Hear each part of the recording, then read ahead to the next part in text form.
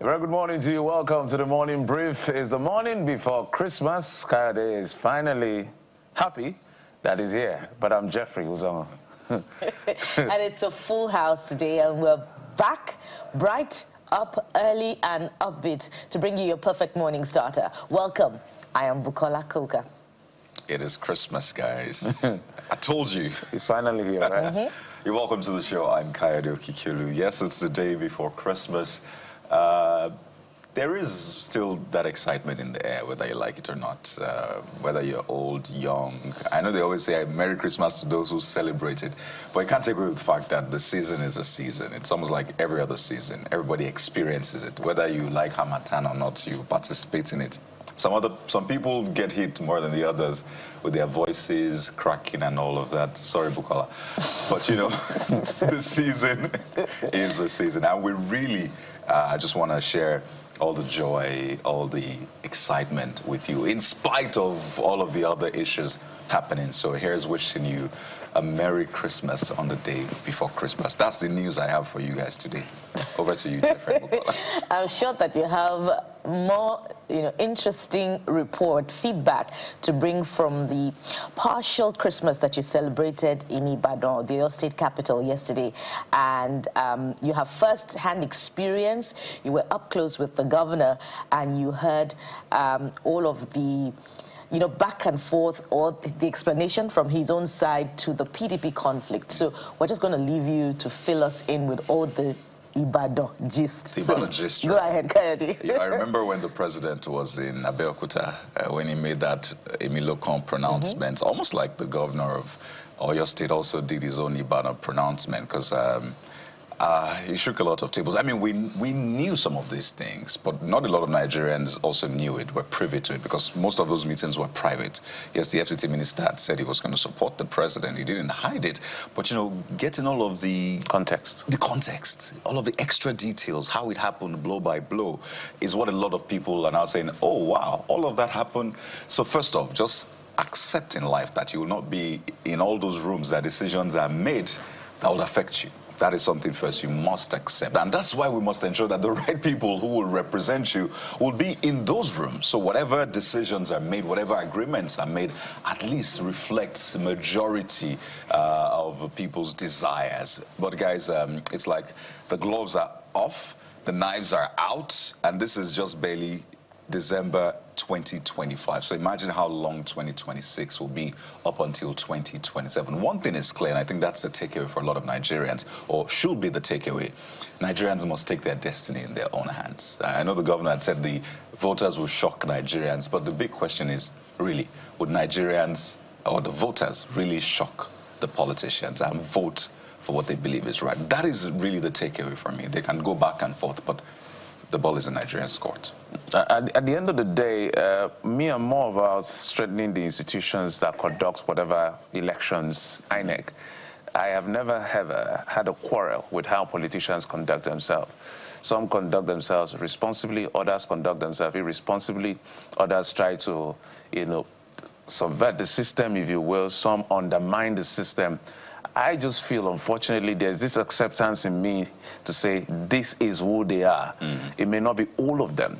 So it's just like the law envisages that people will be criminals, and it provides for, actions to curb criminality and all of that. So that is the way I see this thing. So I just look at the words of politicians. Well, some of us knew these things before it happened, but now you're getting a broader context. And sometimes you even ask yourself, because I remember when Kayode asked the question, are you going to run for president? He was evasive, with great respect to the governor. He wasn't very clear with his answer, so that tells you something is in the offing. But the activities of the Honorable Minister out there sitting here some week, I think it's not been hidden. It's just that now we have now known that he made, allegedly, an unsolicited commitment to the president. Say, I will hold this PDP for you. So part of holding the PDP is what he's doing today. So you can see his group or his own faction of the PDP. I've never seen them hold this government to account. So they are holding the PDP. Indeed, Have you ever seen a press statement from the Abdurrahman or Samayamu group holding the government of Bola Tinubu accountable? Well, they have been held. So they cannot hold the government. They don't even have a publicity secretary, to the best of my knowledge. So it clearly tells you. But again, you must also ask, is Makinde really working for the PDP or working for himself? Or this is another game in itself? Because these guys are smarter than you think. Absolutely. If you think politicians don't know what you're doing, then you're the one that's being played. So your own is to look in between the line and know, make it. We've seen politicians make promises, call people names, and then later say, oh, it was all politics. Fire me, the former governor of Ekiti State, said, when we fought against Jonathan during subsidy, we knew he was right. Oh, really? Our friend Reno Mokri said the president was a drug lord. Oh, he's sorry. Oh, he's... So I can go on and on. Now the president is Christ-like. So when the president went from drug lord to Christ-like, we can go on and on. So, as Kayode said, Bukola, the decision is yours, so sieve in between. But the worry for us is that let's have, whether it's for optics or whatever, let's just have an opposition. Yeah. Because what has happened with the politics right now, okay, if you don't want to vote for the APC, what are you going to vote for at the end of the day? If the other political parties, you need stability before growth. And if every other political party is unstable, then where's a recipe for anarchy? But me, I'm only happy that Nigeria won yesterday. Well, you guys have said it all. What more can I add but to let you guys know that, look, my certificate of $1 million that I earned in 2001, I brought it with me today, Kayode and Jeffrey. We didn't want to go there. It's here somewhere in my phone. I'm going to forward it to you on WhatsApp. It's between the three of us. I don't have to share. I don't have to share. So, you know, you were probably, Kayode, where were you at that time? You were probably finishing up psychology at the University of Ibadan. Towards my own $1 Jeffrey, you million don't know my age, you. No, at least I know I was in secondary school when Sheyi Makinde made $1 million. But beyond in my city, by the way, he made it in my city of Port Harcourt. In your city, right? And I was just there looking. And it was, right? It was a representation of what we should see between the lines to tell us that that interview was strategic, it was premeditated, and it was prepared. From where I see it, I don't know what you saw, Kayode, in response to you know, what has seemed to be the rivalry, the division, and the crisis that has dogged the People's Democratic Party in the last 1 year. Of course, the crisis predates the last 1 year, but what we have seen, you know, between the two factions. Now, is this an expression of individuality from the Oyo State governor? Is it a confidence, you know, that we may not know particularly the source of it, you know, to want to take on the All Progressives Congress that now has about 27 governors and counting? Or is it a confidence reposed in political capital, and that may be financial or a very healthy grassroots base, you know, to challenge the ruling party in 2027? The answer is somewhere in that mix, but they also have a lot of obstacles, you know, ahead of them, with just about 3 governors left and a very, very dismal number of representation at the National Assembly. How are they going to take on the ruling All Progressives Congress in 2027? If the governor says, I have a lot of what was it again that he said yesterday? I have the right to look at the political space and express myself. That tells us what the intention is in 2027. And that's, you know, to ask, is that the only reason that is holding a fort for a party, you know, which has its umbrella almost completely torn to shreds? Or is it going to use it to negotiate, as some people have already been analyzing ahead of 2027?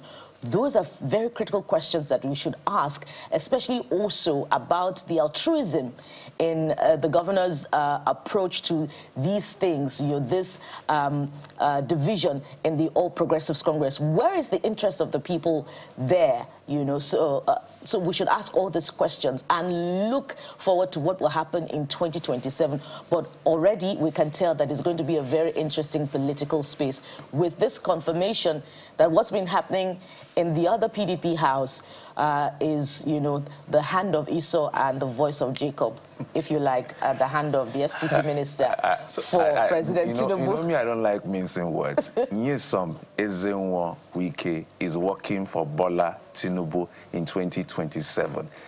He has not hidden that. Clearly. So we have just seen maybe backroom conversations or what has happened.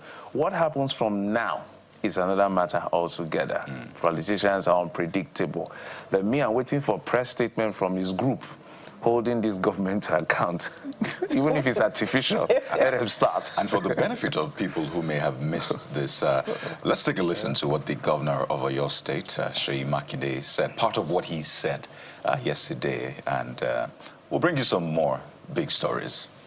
I don't like talking about people, and I will not talk about people or talk about events, but I'll talk about the real issue. The real issue is that Wike would like to support the president for 2027. That's fine.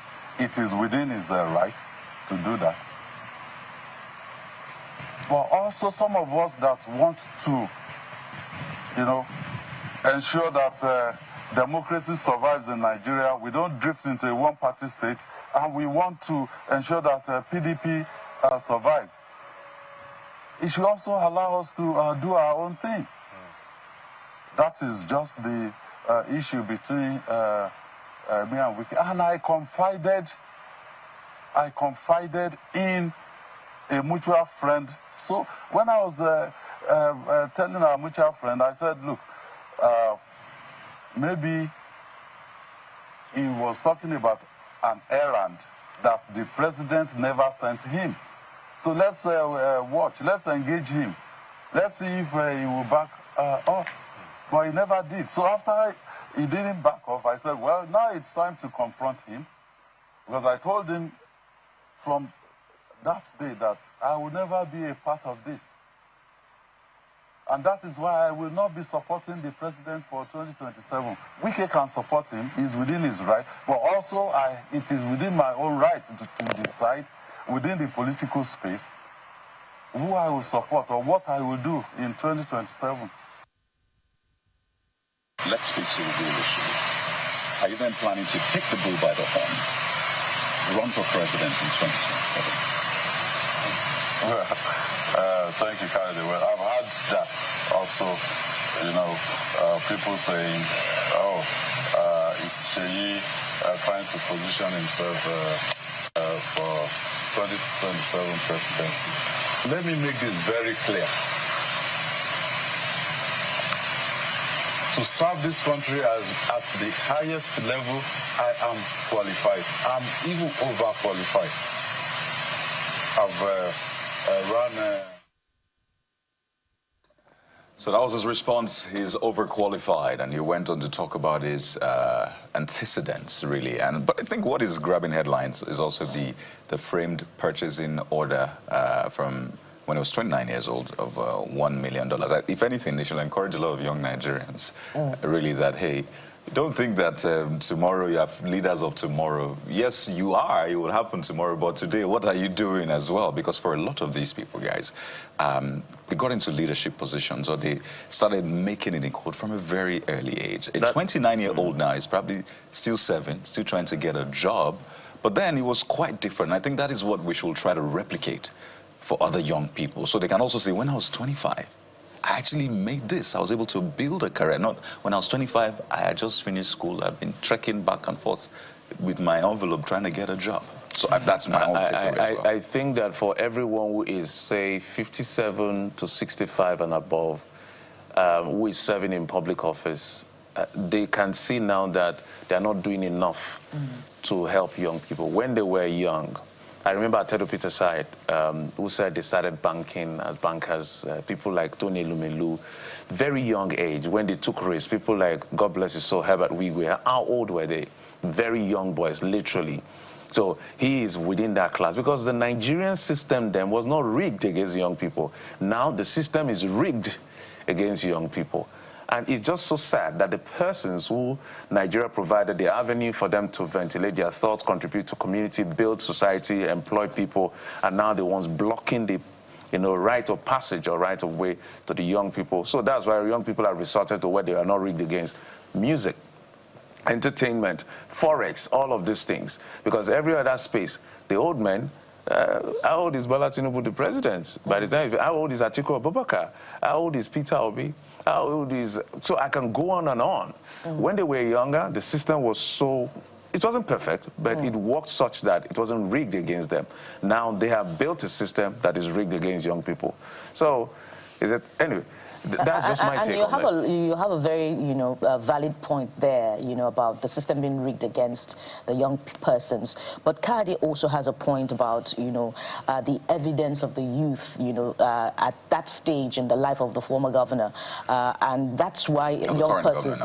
the current governor, and that's why young persons, must identify the leadership table.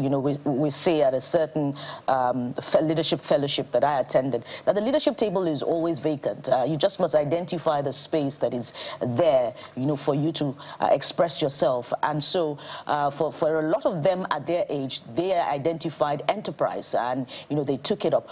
But another significant point is that when you identify some of our nationalists and some of the current political elite,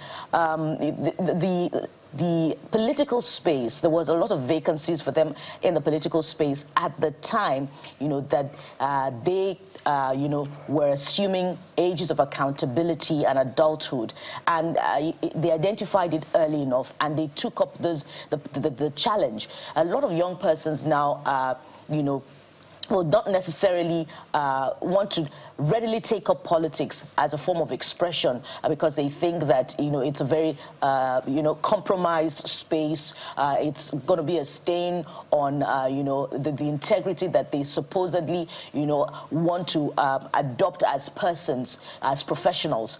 But the space is also there for an expression of integrity, such that there is reformation, where people who would rather toe the path of honesty and public service, with the enterprise and with the honesty and loyalty to nationhood. The space is also there for the young persons as well, and whatever it takes, as far as it is honest, as far as it's a path of integrity, the space is also there for them to take it up as well. So young persons must not continue to lament and talk about how the space is rigged against them, how it is expensive, to participate in the political space. If the young persons come together, then of course they can rally around one person, and there will be youthful representation in that space as well. Guys. I just don't want us to forget that Nigeria won yesterday against Tanzania. We've heard. Okay, go ahead, guys. Saying it the second time. This one belongs to you. So Jeffrey, fill us in. We won. Yes, we won. That's very important. 2-1 against Tanzania. That's a good start. Yeah, we may not have given all the bites we needed to have given, but at least we won. We're in second position. I think Tunisia leads, so at least we're in the safe place. We have our 3 points in our pockets, and so we're hoping that we build on this and get better. So let's not forget that this is the place where we all seem to agree. Even bandits don't find trouble. Let's use the pidgin English. They find trouble on the match. They don't look for them. Everybody is watching the match. So I don't think anybody was harassed, or maybe except those who were in traffic, who were caught up in the Lokoja. But anyway, that's jokes apart. I'm just saying I'm happy that there is something to celebrate about. Just a day before Christmas or 2 days before Christmas, we have what to share and use to celebrate. In case you don't have food, just remember that. And there's no divide here. There's no Christian. No. There's no Muslim. This one, in fact, this is the some table people where may have temporarily forgotten that they were hungry, as at the time Nigeria won yesterday. Yeah, so congratulations to the Super Eagles. And that's why we cannot do without our national heroes, our sporting heroes, the nation Super Eagles, the Super Falcons, and all those who represent us at the international level. So we thank you, Super Eagles, for that moment of unity, and we're looking forward to more of it. So, hey, so we'll take a break. We'll bring you the dailies in just a moment. Please stay with us.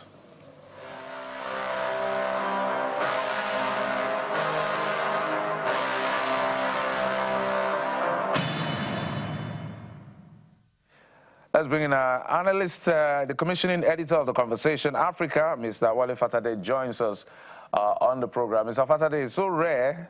It's a rare sight to see you virtually. I'm used to seeing you in studio. But good morning and welcome to the program. Morning, Jeffrey. It's Christmas. So I left Lagos for you Lagos people. That's why I'm joining virtually today. And Merry Christmas to you guys, Bukola and Kayode. Well, Merry Christmas to you too. We'll still have you back, so don't worry. Enjoy it while it lasts. Definitely, we'll have you back. I make money in Lagos. I earn a living in Lagos, so I'll have to come back. All right, let's get. But I'm not missing Lagos. We understand. You don't need to rub it in. Sorry. Let's get to the Nigerian Tribune. Nigerian Tribune is leading with the PDP issues. Destruction of PDP dangerous for Nigeria's democracy. That's credited to Makinde. That media chat he had yesterday. Says Wike at a meeting promised Tinubu that he would hold PDP for him. They quoted him literally. You know, I regret backing him in 2023. That's Tinubu. He regrets backing Tinubu in 2023. Adelabu doesn't have capacity to organize Oyo APC for the president. What do you make of this story, Mr. Fatari? By the way, it was nice seeing Kayode on that panel yesterday. I didn't watch the interview. I only caught snippets. And maybe I should declare this first. I admire Governor Makinde, who I have not met personally. I never met him. I got friends who worked with him before. As in his tenacity and his doggedness in securing the governorship seat of Oyo State, out there Oyo State. But yesterday, for me, it was just a kind of... it was funny that Bukola was just discovering that it was properly scripted and well arranged. That is what you have in public communications. He knew what he wanted to achieve with that. Jeffrey, do not despair. He's still your in-law. Even though he made that money in your state, he's married to one of your sisters. So that should be something you should be careful about. But I think it just shows what a friend of mine, a fellow journalist, said earlier this year. He said Nigeria is a one-party state. There is only the first 11 that is playing at a certain period that is the ruling party. That every other person, they are part of that team.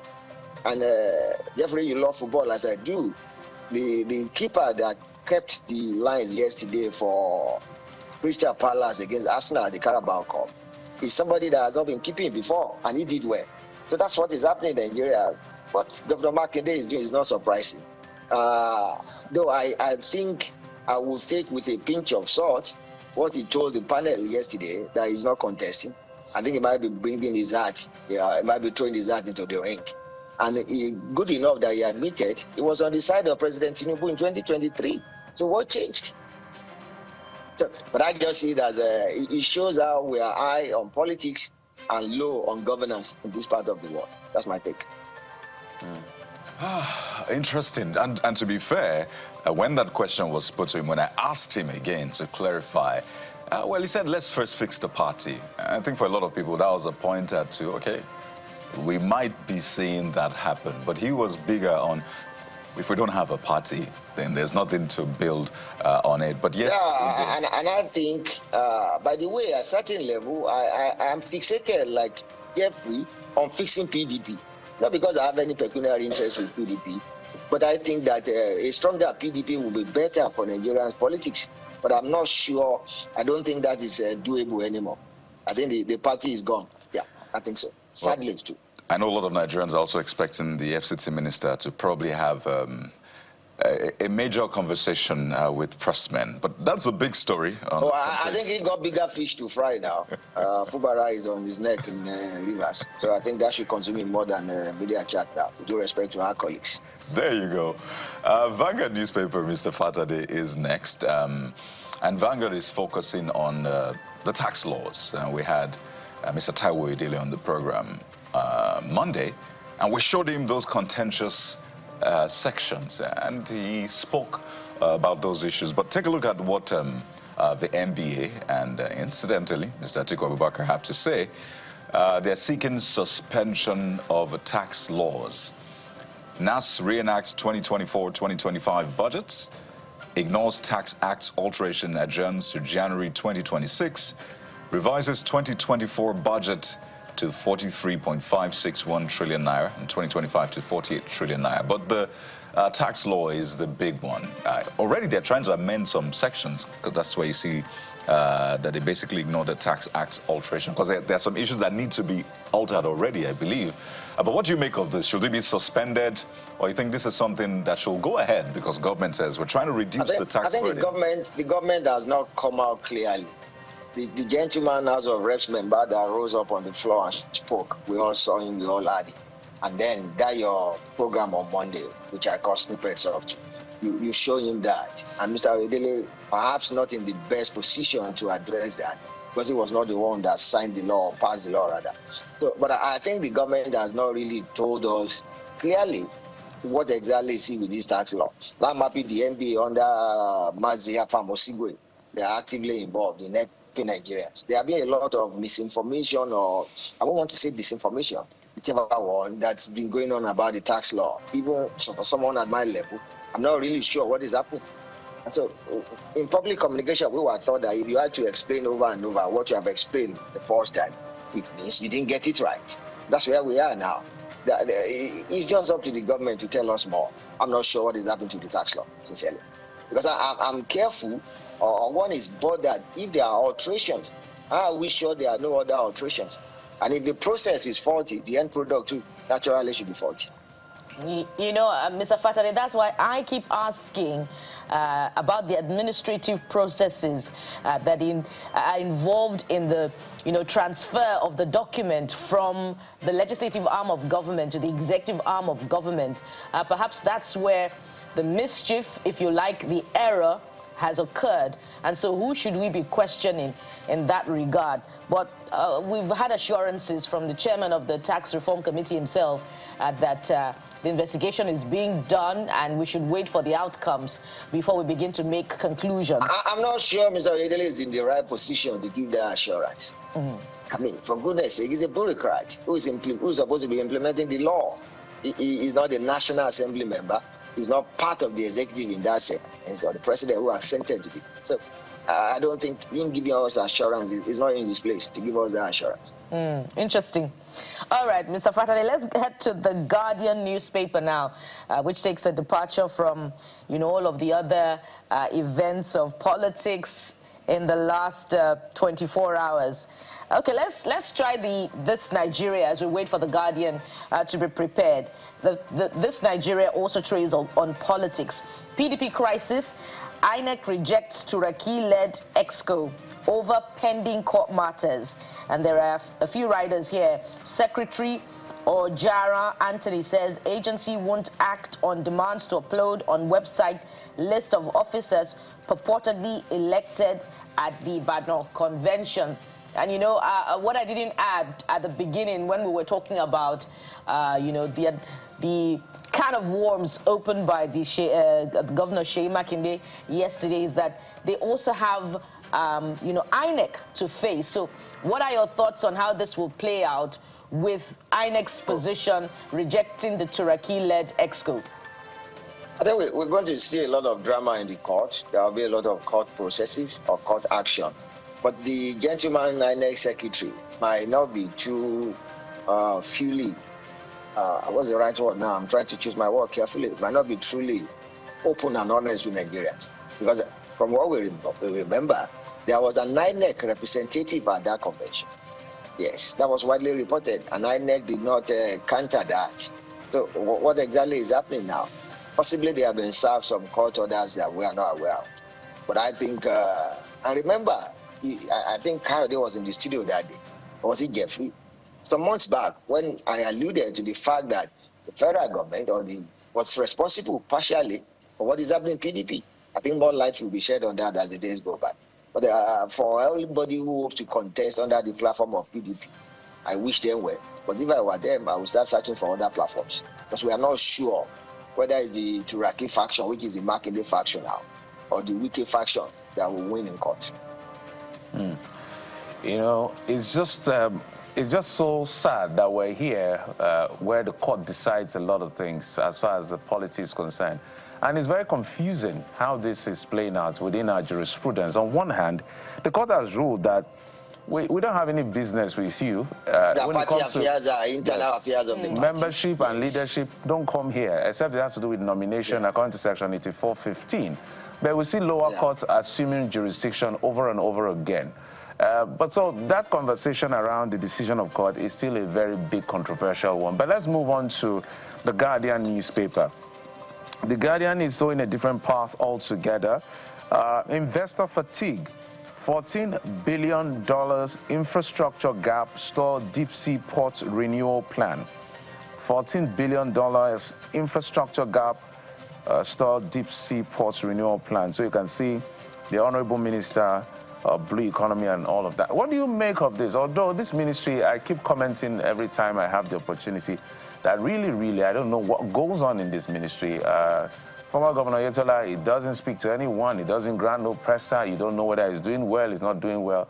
So if there's a minister that Nigerians don't even understand what is going on in his ministry, this ministry, and this is one ministry that has a lot of promise, you know. As when it was created, a lot of people applauded it because it was unique.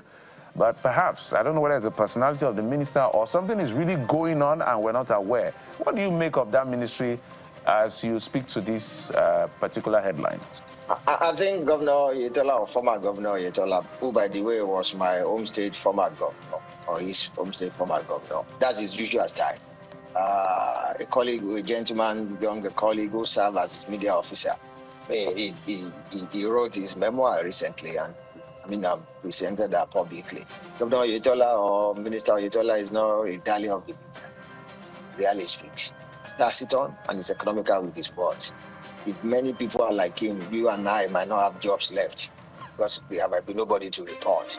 And the other thing, I think he's more consumed by events at Osun State in who becomes the governor come next year, August. So he's more interested in that for who's flying his party's ticket, APC, and probably hoping that that fellow will emerge as a governor. But I think, speaking of this investor fatigue, I think the apart from our stock market, whereby you have external investors or foreign investors coming in, we've not seen foreigners investing in other parts of our economy, probably apart from the oil market where they have, the oil sector where they have always been. We need to do more to sell ourselves and to present ourselves to the public. But I know Mr. Oyetola has been different fora globally, which was reported, international maritime sector meetings globally. So hopefully they will keep on selling Nigeria's seaports very well. It's attractive. At the Conversation Africa, we have published a lot of research on it. We're sitting on gold mine. But if politics will not take more time of Mr. Oyetola, maybe we'll actually do more, and then we'll see what he's doing. Because it's like winking in the dark now. Interesting times. What is clear is that if you're in government, you must be accountable and you must indeed do the work and show the workings, as young people will say these days. But Mr. Fatade, as we wind down, I saw one of the stories on the front page of Vanguard newspaper referring to Governor Diko Rade's statement that said federal government gets 52% of federation revenue, so stop blaming the governors alone. So it's funny how everybody keeps shifting the blame. Blame governors. They are not wetting the grass. When APC was in opposition, right, the problem was the president, was the federal government. So when APC is in power now, the problem is not the state. I think it's just an unnecessary big bat. And the evidence of governance at all levels is staring us in our faces. How Nigeria is now, you just have to lay the blame at the doorpost of everybody. And the local government chairman, who we are not even sure are existing or are living. And it takes me to my next question, which is in the spirit of the season. It's Christmas, Mr. Fatade. You have covered Christmas. Journalists rarely have breaks during Yuletide and celebrations. Is the spirit of Christmas declining? I need some sort of expert opinion. Is it declining or the economy? What exactly is going on? No, it depends on what you are looking for. I've seen younger people still playing. I've seen Christmas decor. I've seen Christmas lights. I've seen people who are younger people still looking for new outfits for Christmas. And I've seen people asking, do Christmas for me, that Nigerian lingo that only us understand. So it depends on what you are looking for. And the carols are still being sung. So Christmas is still in the air. It depends on the joke of, I told somebody on Sunday at the church that it's not your birthday, it's Jesus' birthday. So don't worry yourself. Make you do pass yourself, as the streets say. Enjoy whatever you have, but just be merry. The important thing is that we got Jesus during this season. That's all. Father, always a delight to have you on the program. Enjoy wherever it is you are at. Wale Fatade is the commissioning editor of the Conversation Thank you, Africa. Jeffrey. Thank you so much for coming on the program. We appreciate it. Merry Christmas. Merry Christmas. And we'll take a break. And when we come back after this break, we'll look at the state of the nation with our guest. Join us again.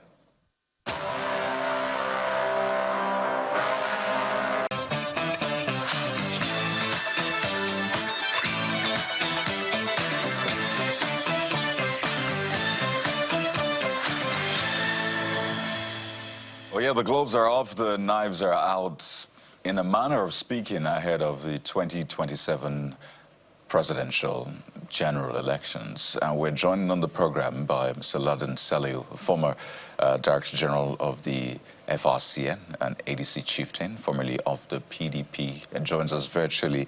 Good morning, Mr. Saliu, and welcome to the program, sir. Good morning, my brother. How are you today? Well, preparing for Christmas. It's Christmas tomorrow, but politics continues to hog the headlines. I imagine you caught a bit of the conversation with the Oyo State Governor, Seyi Makinde, yesterday. I mean, you resigned from the PDP months ago, and a lot of people have been wondering, where is viable opposition in Nigeria?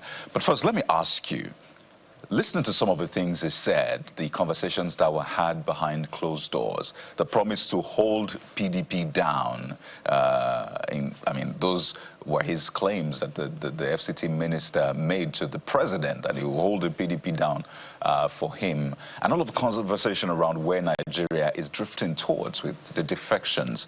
First, is this new to you, and what is your interpretation of it? As I imagine you're still PDP at heart somehow. Well, thank you so very much. Merry Christmas to you and to Nigerians. This, you know, the amazing, mind-boggling revelation by the Oyo State Governor, Seyi Makinde. You know, I've always believed that there was something inscrutable, something inexplicable that will eventually, inevitably spell doom for the PDP. When you look at the composition, my brother, of the G5 and the way they went about doing politics, there was no time for rapprochement, there was no time for consensus building, there was no time even to allow for debates to disagree, to agree on the core issues of, you know, that define the party, its leadership, and its focus, leading to the, you know, presidential elections. And it was like everything that was being done to bring people together to agree, to have some sense of, you know, political decorum, you know, hit the brick wall on where the problem was. You couldn't, because everything, like Seyi Makinde said, happened behind closed doors. But then, when you look at the issue of integrity in politics and the issue of, you know, building a party that, you know, was, and I repeat, was in capital letters, as great as the PDP then, nobody among the dramatis personnel, the G5, and those that supported Wike and his group in the either National Working Committee or the National Executive Committee or the Board of Trustees, nobody looked at the bigger picture of the history and the pedigree of the PDP then, and the requirements or the expectations of the nation state when it comes to high-stakes politics. One would have expected that there is a time in politics when you disagree, when you even, you know, probably fight, but then you sober up and look at your mission and vision and where you need to be. Unfortunately, people continued as if they had a blindfold. Nobody was listening. Nobody could be approached. Everybody was just, you know, doing politics the way they deemed fit. And so when Seyi Makinde came out with this, you know, revelation, it only went on, in my view, to justify the fearsome, expectations we had when everything was being done to bring them to the table and nobody was listening. And so here we are with a party that was once seen as the biggest political party in Africa that is literally in tatters. And permit me to say, I have never seen a political situation where, if you look at the, let me try and see if I can draw a correlation with the season. Have you ever seen a time in history where turkeys call for early Christmas? And I think that was the position of the PDP.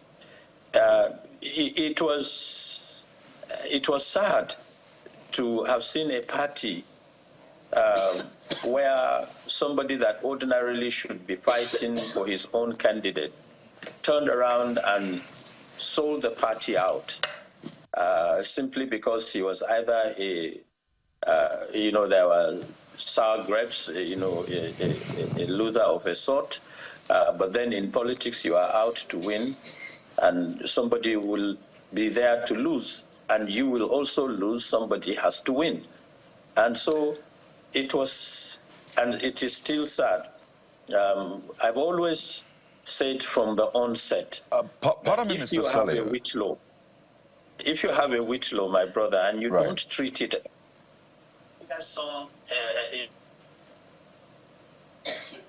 Okay, Mr. Saliu, I lost you momentarily there, but I wanted to quickly put this in. Part of what the governor of Oyo State said yesterday was he said it openly to Mr. Atiku Abubakar that, see, this is the composition that we have for the national chairman of a party, your chair Ayu from the north, you, the presidential candidate from the north, and we understand that the DG2 will be from the north. So how about we mix things? So it's not like everything is just going to the north, because at the end of the day, he will still have to stand before his people to sell the candidate. So he was saying, what would we sell to the people? Would I sell that I am selling my people off in that sense? So do you think that compromise was too much to make for the PDP presidential candidate at that time? Because that was a deal breaker for him.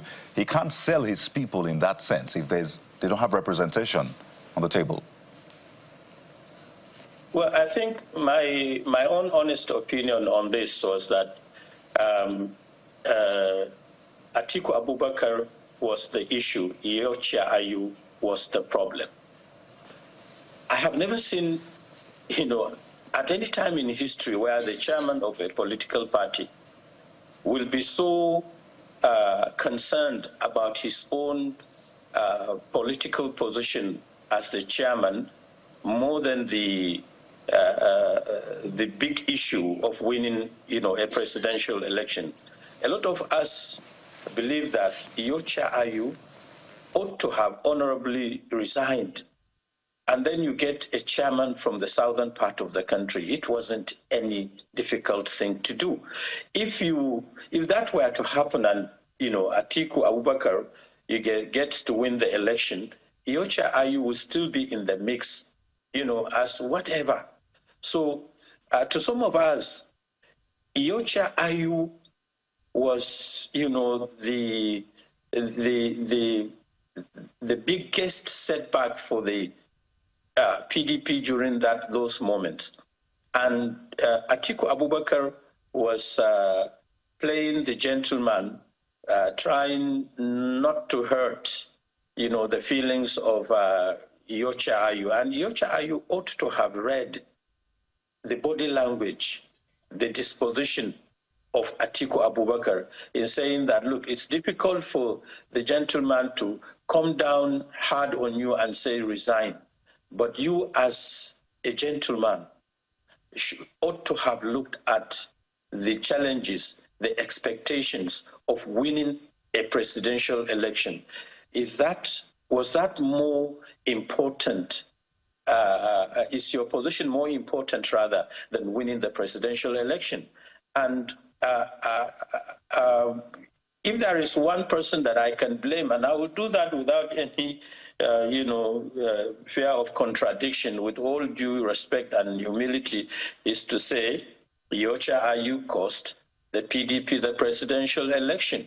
Yes, you had the G5, and all, like you did say, their demands were to have an equilibrium politically, where you have each part of the nation state having that sense of belonging when it comes to defining the structure and character of the party. So that said, I still believe that there were several fault lines, and listening to Sheyi Makinde, I want to really salute his courage. He was very frank. He was true to himself. I see Sheyi Makinde as somebody who has a great future in politics. He accepted his faults. He told Nigerians that he regretted what happened. And he came out frankly, almost unpolitical, to accept his own mistakes, literally apologize for those mistakes, and said, he was human, and to err is human, and to forgive is divine. I really want to salute his own honest disposition to politics. If all leaders will look at Nigerians in the eye and say, look, I have committed, a fault somewhere, please forgive me for going that way. And I believe a lot of people need to follow the example of Sheyi Makinde. Mr. Saliu, let me come in for a moment. Let me come in for a moment. My apologies, trying to get your attention. I know you wanted to land on that thought, but in addition to what you're saying, let's look back and know how we got here. What I mean by that, look at how the opposition got here. Classic case is that from the beginning, let's say from 2013, 2014, is division that has brought the PDP to its knees at this point where it is. From the Rotimi Amechi group and the Saraki group to what it is today, down to the Iyochayu incident. In fact, as a matter of fact, all of the persons who contested what they call the frontliners, apart from Bala Tinubu, was from the APC, Kwankwaso, Atiku Abubakar, of course, Peter Obi, all of them, all from the PDP. And so combined energy, it would have been 40 million as against Bola Tinubu, 8.7 million. So division, internal division, is a major problem. I'm saying that to say that so far so good, what we've been seeing is that the APC has been receiving members from the National Assembly. Governors have been moving to the APC. No governor has moved to the ADC yet. ADC has not done so much in terms of the election. It may be early days, but maybe next year will be the time to really say whether or not they're on board. What is the ADC doing, for instance, which looks like there's a bit of stability, to manage potential division, which is not out of place? So that may happen as a build-up to the 2027 election, if they have a chance in that election. So where there are nuances to the effect that some people want to know whether the party is going to zone the presidency to bring some level of clarity so that some people can begin to say, we're in for this or not. Well, Geoffrey, the whole atmosphere now is, in my view, politically saturated. And, the big guns are all over the place, falling over each other. First of all, the issue of defections. At the very beginning, when you look at the PDP, the PDP was a congregation at the beginning of, big politicians in politics across the national political canvas that were literally, you could say, each one of them waiting to become a president, a chairman, a governor, and what have you. So you're likely to have, differences of opinion, and therefore, if you remember at the convention in Eagle Square, where 5 governors, Rochas, Okorocha, and the rest of them left the party, the whole situation has been and still remains. The issues of competition, contradiction, and sometimes even subversion in politics.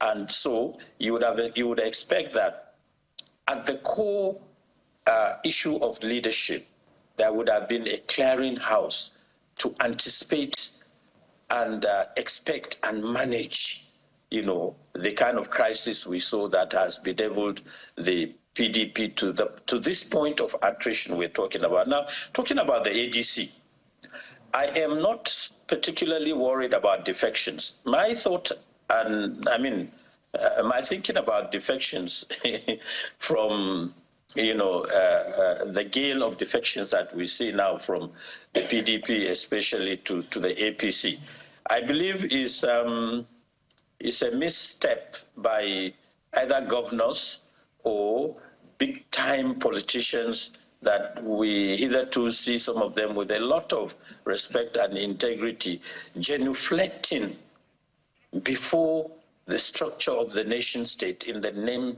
of politics. They have deleted some of them integrity. They have deleted some of them honor. They have deleted, the kind of how do I put it now? The idea of being brave and holding on to your own. How, in my view, the idea of these defectors was simply for those in government to believe that they cannot be subverted, and to co-politicians that defect is they believe that the APC-led government is holding the milking cow, and therefore they want to be part of the milking process, go and make a lot of fortune, and then when you get to the bridge, they also disperse again, hopefully into the ADC. I do not see these defections as conscientious movements that will bring about the positive spins we expect in politics. Right. And so the ADC going forward is watching, and we are preparing and we are strategizing. Right. We will not let, we will not share our own game plan. Yeah, Dr. Salihu. On national on network TV. Dr. Salihu, let's talk about the consequence of defection now, as it may affect the People's Democratic Party, your former party, by the way. We saw yesterday two more senators defect to the ruling All Progressives Congress, which now brings the number of APC senators in the House to 78 and PDP to 24. We also saw 6 lawmakers loyal to the FCT minister defect at the lower chamber, bringing, I believe, the number of honorable members of the APC to 246 and the PDP to 68, somewhere around that number. And so it seems a confirmation, if we were talking about allegedly prior to this time, and we all know what the truth really is about the FCT minister working actively for the ruling All Progressives Congress, that may now be the confirmation. But there is a legal as much as a moral matter that is before the Independent National Electoral Commission. With the evidence in our faces now, how much of the weight of the task is before INEC as the umpire to navigate the legal and moral issues between the Wike group of the PDP and the Makinde group of the PDP in order to bring about a resolution and not to be seen as aligning with the Wike group because that group is loyal to the president? Well, first and foremost, the new INEC chairman has to be seen to be like he told Nigerians that he is a man of impeccable character and disposition, this is the time to show that he is a man of impeccable, not impeachable character.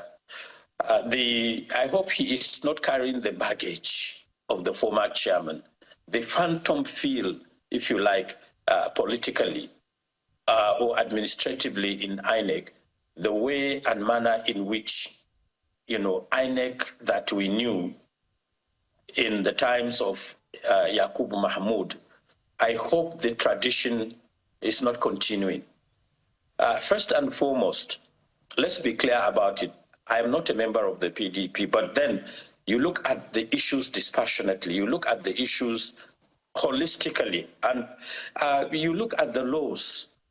The idea of saying that there is even a faction in the PDP, it is a scheme, it is a scam, it is a strategy by the ruling APC-led government to make sure that they eliminate opposition. How do you justify the position of a certain a phantom group called Wike Group that did not hold a convention, that does not have any structure, when the Makinde Group had a convention in Ibadan? They informed INEC, and that was all they were expected to do. Ditto the Supreme Court ruling that said, look, the issue of national secretary is an internal affair of the party. And with that ruling, everybody knew that the party had the right to sack anybody at the level of hierarchy, at the level of administration. So then you wake up, this same group went somewhere and constituted themselves into a small cartel to continue to undermine their own party. Well, these are the problems of the PDP. But generally, it is a bad omen. It is an ill wind that is blowing Nigeria's democracy no good.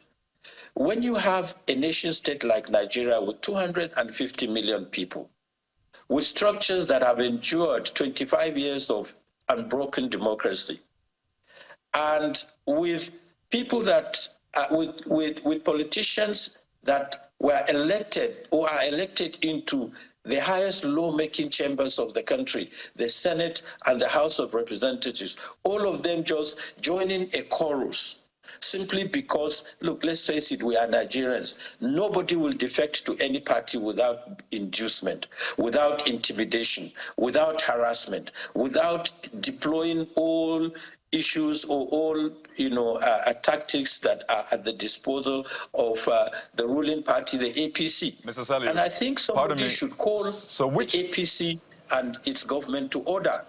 Right. I mean, when you said nobody will defect without harassment and all of that, I mean, you defected to the ADC. Does that apply to you as well? But my question really is, now that a lot of people have left the PDP, rather, and it looks like the PDP may still have some sort of fighting chance. Do you see a possibility where all of the people who've left, like you, left for the ADC, Labour Party, would see maybe the PDP as that viable platform yet again? Because whether you like it or not, there needs to be a coming together of the opposition to be viable, or at least we just need to have a vibrant opposition in Nigeria. So I wonder if you see that possibility, particularly what the Oyo State governor is doing to at least, let's say the truth and ensure that we save this country from what he says it is going into. I think in my own honest opinion, my brother, it will be a potpourri. It will be a congregation, an amalgamation of minds and honest politicians that have the interest of the nation state at heart. As it is now, the PDP is in tatters. The PDP cannot claim to have the kind of backbone, the kind of structure that they had over the years to give them the fighting chance to even win a presidential election. And so the ADC, in my view, provides a veritable platform for those who are, are shortchanged, for those who, the grieving faces and the sickening souls of politics, to come on board and say, okay, look, there is a platform that gives the nation and politicians a new start. And so, in my opinion, it will be the coming together of, the PDP, eventually the ADC, and even people within the APC that will eventually, mark my word and keep this space for reference, will decamp to the ADC. Because I believe that the present gales of defections, like I said earlier in the program, were essentially meant for different reasons. Some of them are rushing to be in the party for the perquisites of power, for what they think they can gain either financially or in status, or some of them have been lured or intimidated into joining, And so it will be a matter of not when, but how soon, this whole process will implode.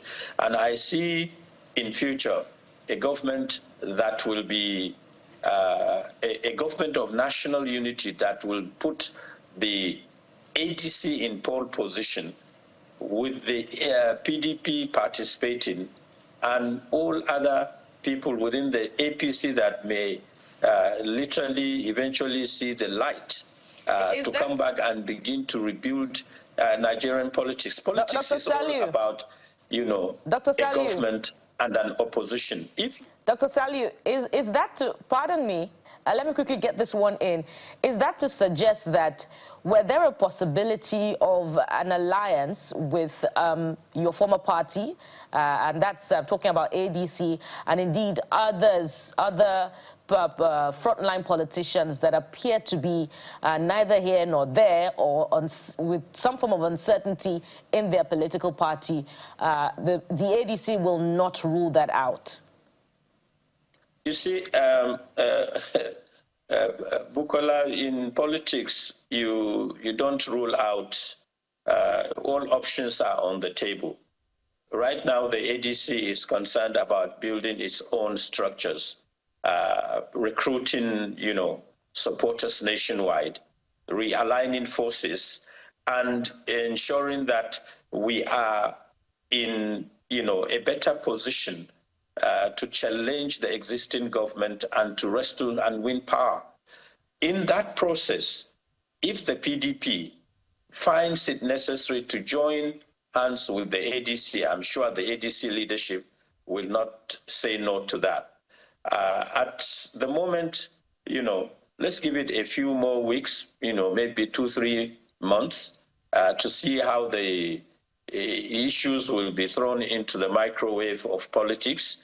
And then when they are out, going forward, we'll then see what happens. But I believe that, politics should be played in a manner that will create a justification for government in power to lead, and will create a space for the opposition to also fester, to also succeed. If you run away with just one-way traffic, then you are on a journey politically to a bridge that leads to nowhere, to a point of no return, and to a point where, politics will be seen to be practiced in a form of inverted pyramid.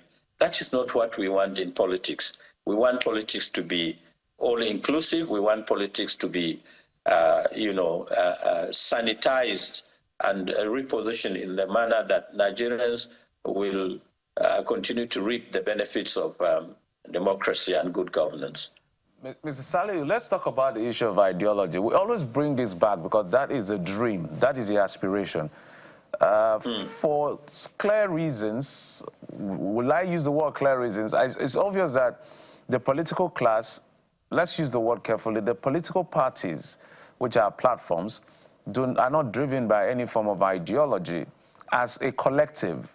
So you can't really separate. So you see within the same political party, different economic or political ideology within the APC, within the PDP. We go way back, 2003. What is playing out now is exactly what happened in 2003 when the PDP controlled about 28 or 29 states. Just a few states were left to other smaller parties to share. Now, years down the line, by 2015, that number began to reduce. And 2003 was strongly around because of elections. You know, PDP won a lot of those platforms or the states due to elections. But from 2015 to now, literally every person who has moved to the party is by defection, not because of victory at the poll. So there's a grand loss as far as the PDP is concerned. And the reason why all of this jumping ship is easy in our climb is because we're not driven by separate ideologies that people can rally around and know that, okay, the people, the majority did not accept our part this time, maybe they'll accept our part next time. Is that a conversation that the political class is beginning to be worried about, or is just as usual, business as usual? Because if APC loses election tomorrow, this movement will start again. Well, to me, it's a combination, it's an aggregation of several issues that have, you know, beset the political atmosphere from, like you said, in 2023 to 2013 and to date. The main reason to me for this kind of deterioration in values in our political space is because of you know, several issues. One of which is, you know, political aggrandizement. You have politicians that got into politics not necessarily to serve the nation state, but to serve their own personal and parochial, even primordial sentiments. And you have, you know, the way politics was started, the way governance was initiated by the PDP. We had a complete, if you like, a reverse that obtains today. Look, if you remember, the government of Yar'Adua appointed ministers from the opposition from the 6 geopolitical zones. I remember that Bashir Yuguda from the northwest was a member of the cabinet. He was of the ANPP. I also remember that the governor, a certain Dasuki Nakande from Plateau was of the ANPP. And the others I can't remember, you can Google it, Nigerians can. But one, you could see that there was political accommodation, and everybody, even in the cabinet, there were opposition ministers who could take the story back to their own constituents. And so there were shared values in politics. Today, somebody that has 38% of the voting population is presiding over, ignoring 62% of, you know, the votes from the PDP and the Labour Party. Nobody is worried about having a government with the semblance of national unity. So it's a government that is born out of, if you like, political accumulation, political aggrandizement, political power, not necessarily the power to serve the country and its teeming population. So our eyes are not necessarily on the big picture, Geoffrey. We are concerned about the bigger, we are concerned about big men in politics. Today you're talking about Obi, you talk about Atiku, you talk about Kwankwaso, you talk about Tinubu. We are not talking about issues. We're not talking about ideologies. We're not talking about the issues of, what do you call it, party philosophy and manifesto. No. We just roaming around big names. But major points you have made. how ideology should also be a major issue to discuss and look at before the big names. And, well, maybe it will be the New Year resolution for both politicians and political watchers. But So. Dr. Sally, we have to thank you so much for your time and interventions on this all-important matter. Thank you and happy holidays to you. Happy Christmas. Merry Christmas to all of you. Thank you for having me. So we'll switch now from the big names and talk about politics at your level. I mean, everyone stays in a local government. You have a local government chairman. And I know some local governments have been presenting their budget. You probably didn't know that. But we'll talk about this local government matter yet again. That's in a moment. Please stay with us.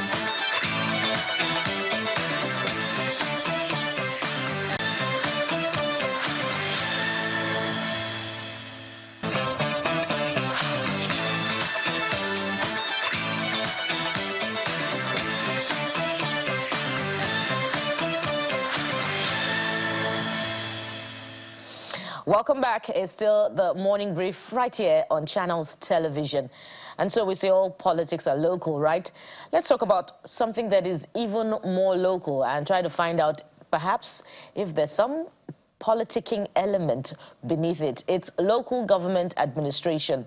And so sometime last week, the president had warned governors to comply with the Supreme Court ruling on local government autonomy by ensuring direct payment of funds to a local government. Else, he would have to deploy his executive powers to see to it that this is done.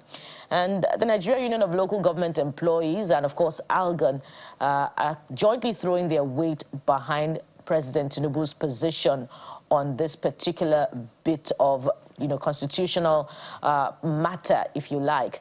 So let's find out, the implications of this. And joining us on this segment, we have Mr. Aliu Kankara.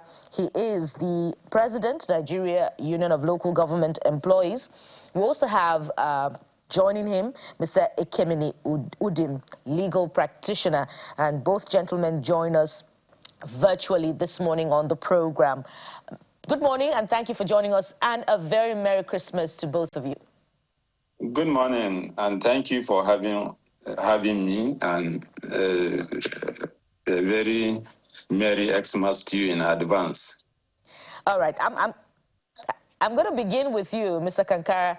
So, but for, reports coming through sometime a few months ago by ALGON and some other politicians who would call out governors, perhaps we would not know to what extent governors are implementing the Supreme Court ruling on local government autonomy. Of course, in September, because of the constitutional issues in court between the former PDP government and the ruling APC, we wouldn't have known that there were concerns about non-payment of local government funds. And we could talk about some other states as well.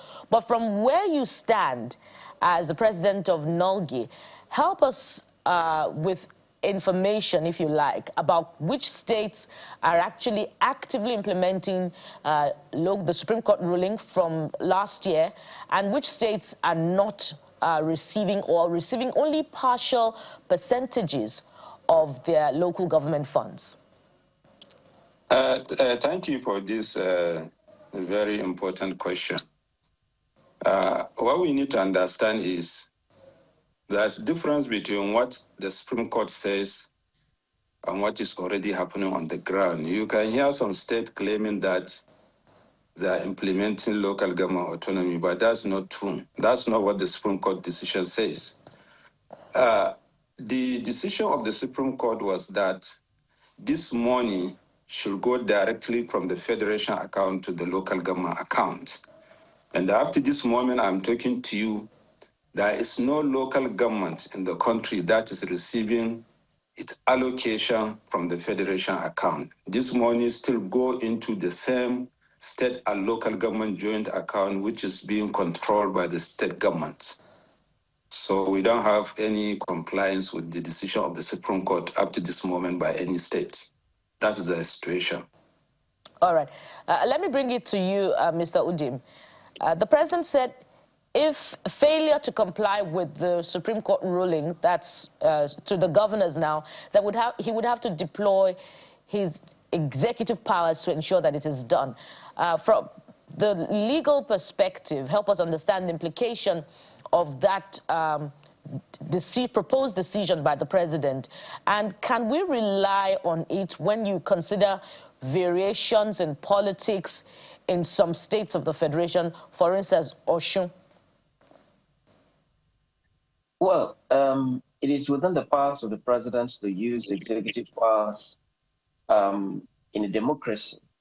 But mostly executive powers, you use it when there are no clear-cut provisions of the law on how to go about a thing, or when there is urgency and you cannot wait for 1 or 2 days to pass, and so you make an executive power to take care of that urgency. So it is within the powers of the president to do that. But when you look at the local government autonomy situation, there is no emergency because the Supreme Court of this country had ruled clearly that money should be paid directly to the local government areas in the country, 774 local government areas. And that is the decision of the highest court in the land. If Nigeria were to obey the rule of law the way other countries obey, that would have been implemented immediately. So the issue of the president now coming to threaten them, to say that he's going to issue executive order, would not have even come up, because the judgments of the Supreme Court would have been implemented immediately. In any country of the world where democracy thrives, judgments of courts of law are not delayed in implementation, let alone the judgments of the Supreme Court of the country. So now, I feel that the president had over-pampered the governors. I feel that the presidency was even in breach of the judgment of the Supreme Court, which said pay money directly to the local government councils. Now, after that judgment, the Accountant General of the Federation kept paying money to the state governors. The presidency kept approving the payment of money to the state governors for them to hold and then transmit to the local government areas in the country. That, for me, was in breach of the judgment of the Supreme Court. Now, we have to run a country where we have to respect the rule of law. The Supreme Court's judgment was very clear. I don't know if all the governors have taken time to read that judgment. Governors have talked about joint accounts. So they are saying, oh, the joint accounts provision in the Constitution has not been amended, and for that reason, there's no way we can free it up, and so on. Now, go back to that judgment. You see that even this issue was addressed by their lordships of the Supreme Court. They said that the intent of the makers of the Constitution was not for the joint accounts to be used as a reason to take money belonging to another tier of government. They rather went back memory lane and said, there was a time in Nigeria where there was no electronic transfer, there was no electronic banking. And so people needed to go to Abuja to get their checks and clear at the central bank.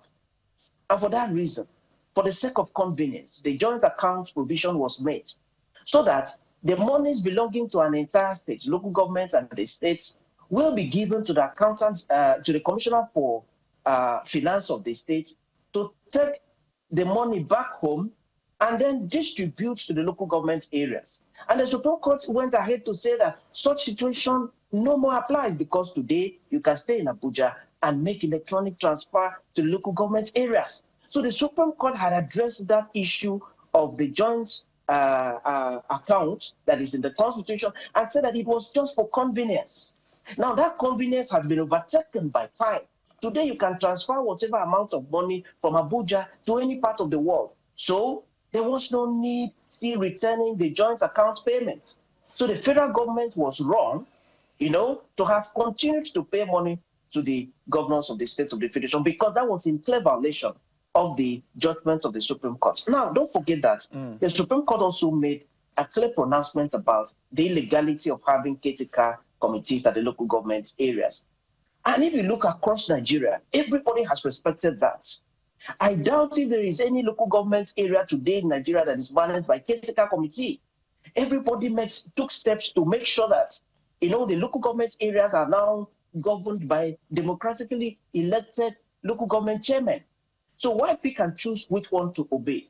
I feel that the decision of the Supreme Court on financial autonomy for the local government areas resides largely in the hands of His Excellency the President, with due respect to him, largely in the hands of the federal government, because it is for the clear implementation of the judgment of the Supreme Court. It doesn't even need executive order, because the Supreme Court has already done what the President would have done with an executive order. The Supreme Court said, let me come in directly.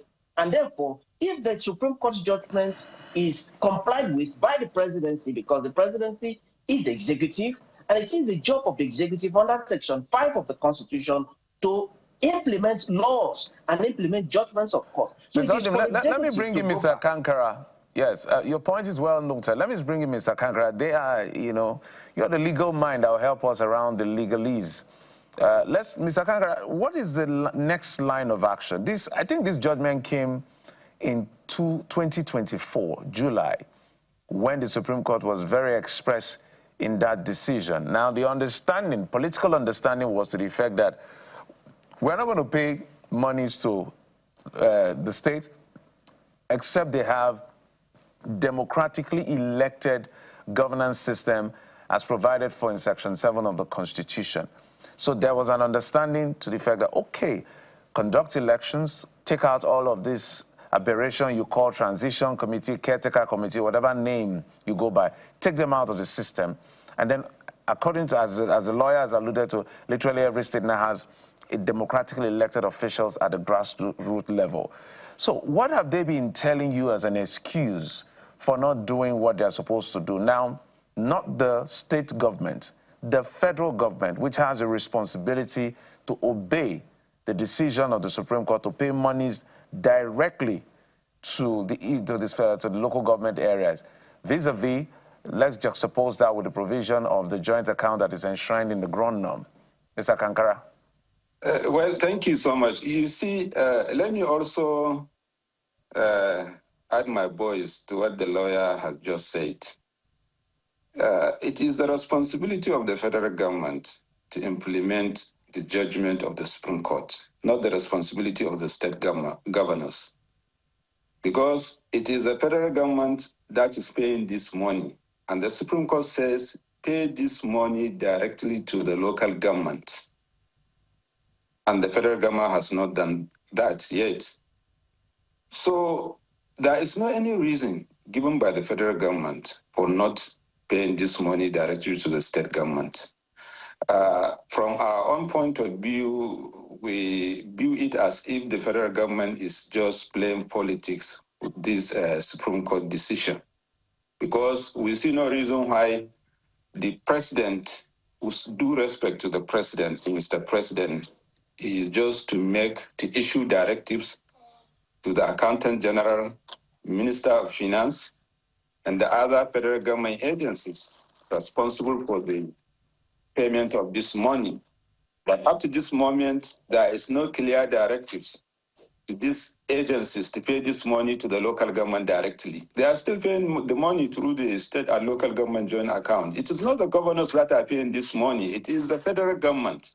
So what we expect the federal government to do is to direct the agencies responsible for this payment to make this payment directly to the local government. We have cases whereby a local government will go to CBN trying to open an account, but the CBN will deny them access to even their facility because they don't have directives from their head office to do that. Mr. Kankara, if you can hear me just a moment. There is a little confusion here. Mr. Kankara, there is no confusion. It's just implementation. And my question is, 1 year and 6 months perhaps after that judgment, most local governments are now being governed by democratically elected officials. The government has not done what the Supreme Court has said it should do. What is your next line of action? That's my question. Well, our next line of action is to continue to appeal and put pressure on the federal government to ensure the implementation of this Supreme Court decision. We will continue to remind the federal government that this is a Supreme Court decision. This is a decision of the highest court in the land, and we are in a democracy. So this decision must be respected.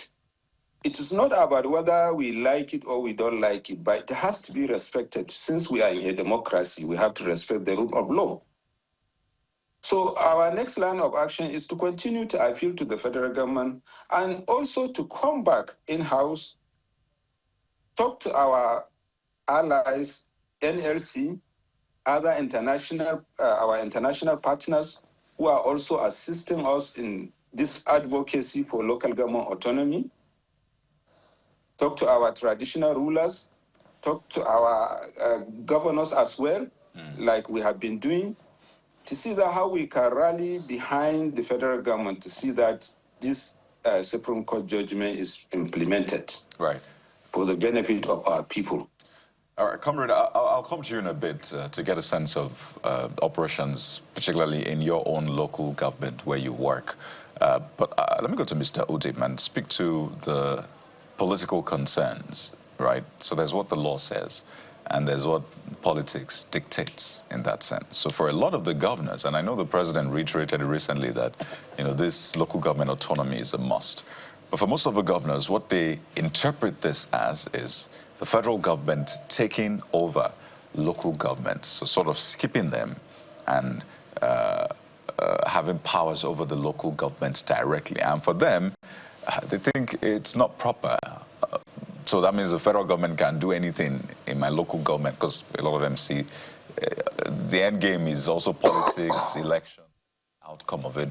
So in terms of the politics and the political solution, what would it look like? What assurances do you think the governors should be getting so they can support this? Because whether you like it or not, if the governors say, well, we don't want to have this, it will be tough.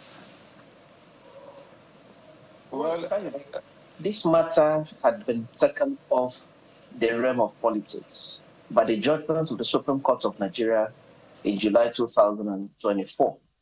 This issue, the question of whether to pay money directly to local government councils in Nigeria or not, had been taken off completely from the realm of politics. It's not something to discuss in political meetings or, you know, when governors meet with the president, they discuss it.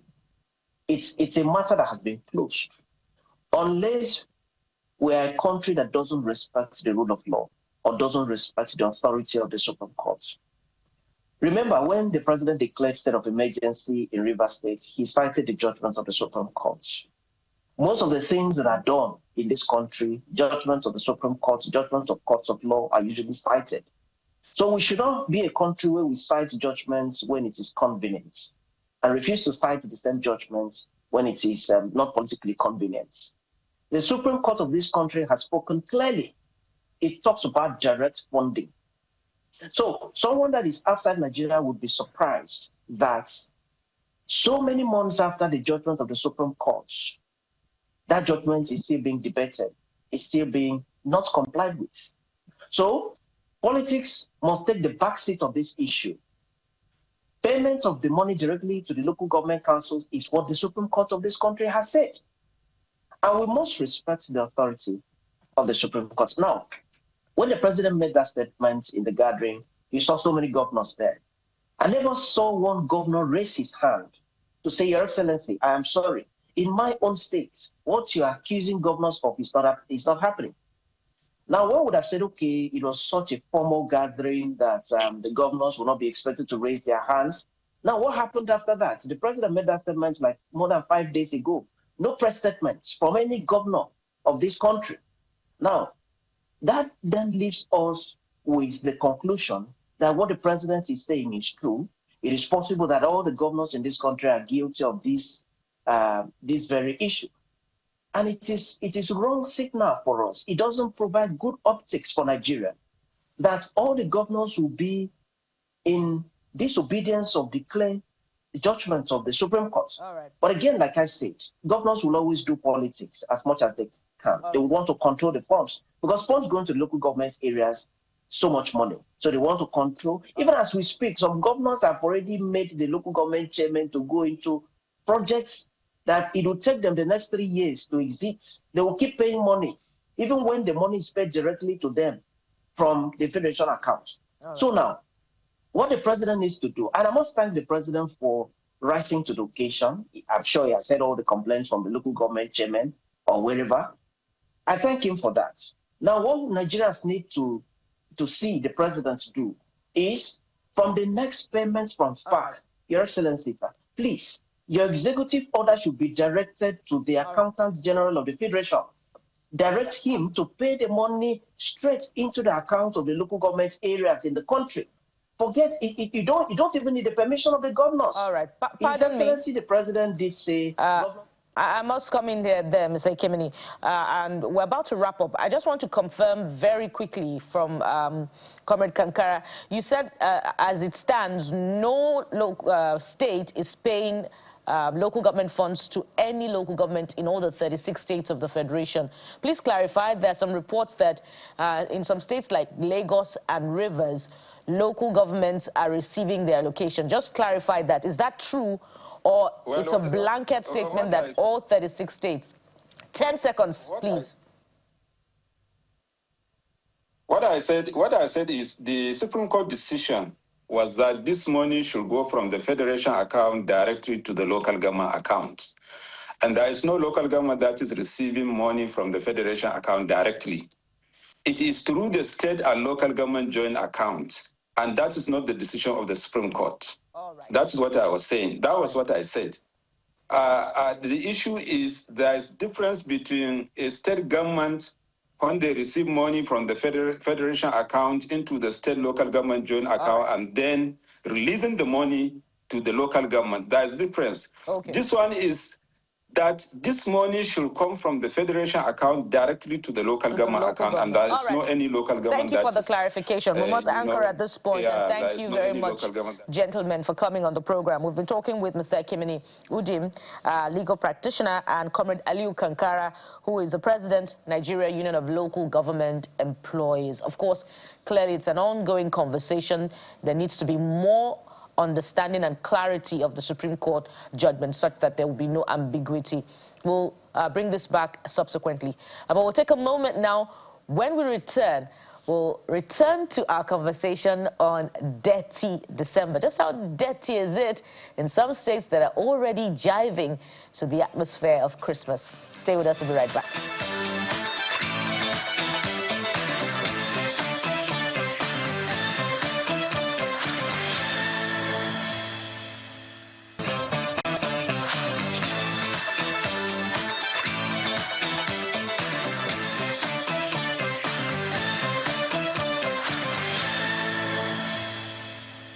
Bukola asked that question. Let me repeat. How dirty is your December? Well, the men who are making it as dirty as possible, they're on the round table. For the next few minutes, we'll be chatting with them. Right here in our Lagos City, we have Viyon Awanse. He's a TV film producer and director, festival director and community advocate in Lagos. And of course, we have Tony Biama, head organizing team, Bonnie Boat Regatta Competition, joining us virtually. And we also have Evie Ehibo, media representative of Edo Carnival. Gentlemen, I guess lady, a part of the team, welcome to the program. Let me start with you that I can see. How dirty is it December? This conversation is not just about the fun and all of that. That is a given. We're looking at the economy. Yeah. How dirty is it? Good morning, and great work you guys are doing here. Thank you. Thank you. Let's just put it in my own context. December being dirty in the phrase, the period has always been very engaging. The economy has always been thriving by the returnees and diaspora. And so for me, the dirty December starts from October, because that's when everybody want to come back, people want to come and celebrate, everybody want to open up their own businesses, Airbnb is open, tourism is thriving, hospitality is thriving, and that's when how will I put it, the chart keep increasing till you get to December, where everything is boom, the festivals, the shows, Afrobeat, which is driving force today, and everybody comes in. A few days ago, Busta Rhymes was in Nigeria, so you can imagine how dirty that is. I understand he wants to get a house and a wife. Exactly. Yeah. So let me take you to, I'm going to come back to you as to numbers, because that will help us break it down even further, because I like to look at numbers. It helps us to understand how to measure the success or otherwise that we're recording. Let's take it to Ibiama Toye. Can you hear us, Ibiama? Yes, I can. I can hear you very well. Fantastic. The reason I'm happy that we're going all the way to the Niger Delta is because at least I know that Bonny have, I think they have all these volcano houses and all of that, and it's not just about Lagos. So tell us about, first and foremost, what the boat regatta, for those who are not familiar with what that is, what is it really all about? And how is that coming through in terms of the economy of the area? Oh, wow. Yes, the Bonny Kingdom Boat Regatta is actually a historical cultural sports created from what we used to have from our ancestors before. These boats are traditional boats that we used to use in the war days, and also for celebrations as well, and also for trading. So what we have done is now use these traditional boats now to create a competition that brings people together, brings the community together, and it becomes a fun fair and a festival for us. Bonny is made up of 34 walk-in houses, chieftaincy houses, basically. Each person that comes from Bonny comes from one of these houses, basically. So what we're doing is bringing people together and creating that fun atmosphere for the season and for the period. And it is actually an interesting time for us, because we got a lot of people turning out from all parts of Nigeria coming to watch this display of these boats in this competition. Amazing. And you know, I'm already tempted to experience Christmas beyond what is more traditional to me in Lagos with family, and just experiencing it from the perspective of another culture entirely. That's beautiful to behold. But let's get a sense of what Christmas is like in another part of Nigeria, the Edo Carnival. Ivy, put us through what at the elements of the Edo Carnival for this Christmas. Perhaps it has, you know, a historical context that we should understand as well. So over to you now, Ivy. Hello, good morning. Well, I would like to, first of all, explain, of course, as you said, we have a historical context to this carnival. It is the first of its kind, and Edo State is a state with a very rich cultural heritage. And we did think that it'd be nice to celebrate that cultural heritage using this carnival. So I'm going to take your minds back a bit to Festex 77, a landmark event where lots of Black people from different cultures were put, and, you know, they came in together to talk about, you know, our cultures, our various cultures. And surprisingly, the insignia, the icon and the symbol that was used there was the Queen Idia mask. And the Queen Idia mask is native to Edo State, more precisely the Benin people. So it just goes a long way to show that culture has always been a key part of who we are as Edo people. So of course, that's the historical context. And for us here in Edo State, this is an initiative of the Edo State government in collaboration with Peak Rendezvous Global Entertainment Limited. And we just basically wanted to unify the people and make people remember where they come from, their identity, their culture, their heritage. We have lots of amazing things that define us as Edo people, and we just thought it'd be beautiful to do a carnival, to do an event that reminds people of these beautiful things. Amazing. Look at that.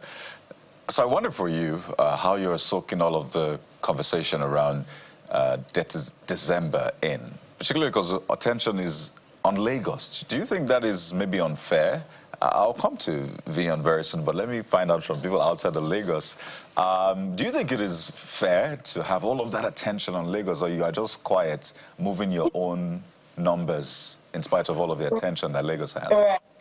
So I do think that you know, different places have their different cultures, different places have their different celebrations.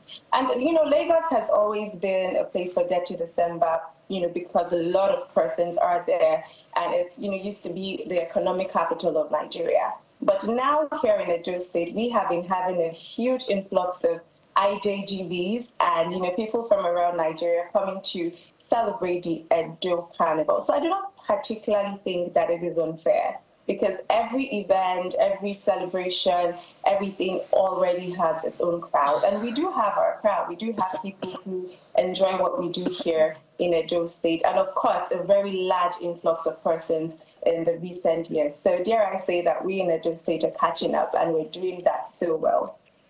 I like that. At least you don't have to go through traffic to go to the Edo Carnival. But Right. this is our reality. But it's funny that it looks like even traffic is part of the tourist attraction. Honestly, someone described it as the eighth wonder of the world. So speak to us about, some of the events for people who probably don't want to go to a concert, who just want to spend time in Badagry. It's just some calm environment. What are the options available? I know it's almost Christmas, but at least at all. Okay. And you speak to the numbers that Jeffrey's talked about. Yes, of course. So on Badagry, I'm from Badagry, yeah. So when you come to Badagry, we say Nawe. Nawe means hello. How are you? And apart from what you have said, traffic, but Lagos these days, do we really still experience traffic? I'm just asking politely. Apart from the way it is, like you have said. But Now how far? So yes, like my colleague has rightly said from Edo State, there are communities in Badagry, like for example, Badagry. If you come to Badagry, apart from the traffic in Lagos, yes, the road is motorable now. Yes, and apart from the fact that they need to put one or two things together in terms of cleaning the road better, the road is motorable. Driving down to Badagry from your studio now, it's approximately an hour, 20 minutes, if I'm not exaggerating, and that's straight down there. So there are local festivals, there are local cuisine, there are local places you can visit that you won't spend much and you will still enjoy your Christmas. Of course, the boat regatta we just saw now, of course, also happens in Badagry. You know, we have our own Agidigbo, we have our own Egbeto festivals, we have our own film festivals, which we just finished, and the Detty December is also happening in Badagry. So there are concerts from now till January. That White Carnival just happened yesterday, and it continues from tomorrow. Christmas in Badagry is also happening. So with these, if we now prorate it and add up to the numbers which you have asked for, you'll see that approximately NIDCOM said about $60 million in October. So let's just imagine $60 million in October, and that's when like I said earlier in my opening remarks, diaspora opens, diaspora returnees, and that's when we have the diaspora festival in Badagry. Everybody were in Badagry, and yeah, so prorate that to November. Now let's fast track to December. So approximately we are looking at $101 billion. That was what was let's say remitted for. That's million. Right? No, dollars. Last you can fast check. No, not billion. Million. No. I think we need to fast check and check. No, believe me, if it's million, the whole world is coming. Yeah, of course. So I think we need to fast check that. Yeah. Let's take it to as a wind down. Toye, let me bring you in, and my question to you is, how do we make sure that we have year-round events, not just this December rush that everybody tries to do something? Because this is a huge potential. Say in January or first quarter, we populate, say, the Northeast, go somewhere else in the second quarter. How do we make this? Because it's beautiful to see what is playing out in Bonny Kingdom. Oh, yeah. I mean, a lot happens even in Bonny Kingdom, even before Christmas. For the Easter, we have also a festival called the Fongo that happens in August all around. And what has happened for us recently is that the Federal Ministry of Tourism have just endorsed the Bonny Kingdom boat regatta. They'll be coming in this time around to be part of it, to watch and see it by themselves. It's our third edition. And what we're discussing with them is to come up with a diary event for the country, basically, where you can have, like, all these events have their diaries. So there are events all around. From my community, Bonny Kingdom, we have events all around happening and festivals. But this is just like what happens in December, and the highlight of it opening on the 26th of December in Bonny Kingdom at the Cold Beach, Bonny Island. So I do believe that conversation should be like a diary events from Ministry of Tourism, putting something together to let people know this happens at each point in time in this area and that area. So it's not just concentrating only in Lagos or in some central areas, but there are so many events happening. All right, totally in Bonny, we also have the one-time event as well, which is a big festival. I know my colleagues, Kayode and Bukola, don't know what one time is. I'll explain to them later. You don't know what it is. I do. Ivy, when is your festival, Ivy? Your carnival, by the way. Just, when is it happening in Edo? When is it happening? Can you hear me? Yes, we can hear you. When is your carnival happening? So that people... Oh, yes, we've already started. Okay. In fact... Oh, dear. Okay, you've already started. I think so we have already started. Okay. The 1st of December 2025, and it's going through to 27th of December. In fact, the 21st was the opening ceremony. I think and unfortunately, our governor could not join us because he is recently bereaved. Here in Edo State, we just lost a very illustrious son of the soil, an APC chieftain by name Charles Idahosa, also popularly known as Charlie Temple. All right, Ivy, thank you so much. Thank you. The guys at the back room, they're literally on our head. Tony Ebiama is the head organizing team, Bonny Boat Regatta Competition, Ivy, a hip-hop media representative at Edo Carnival, and the guy, Viona Wanze, film producer, festival director, and community advocate for Badagry. Thank you, all of you, and great work you're doing. Guys, that's it on the program. Thank you so much for your time and company. I'll explain to them what one time is afterwards. Of course, Sunrise Daily is up next. It's Detty December, but drink responsibly if you would not follow the President's Council. I am Bukola Koka. Bye for now. And I'm Kayode Fikele. Goodbye.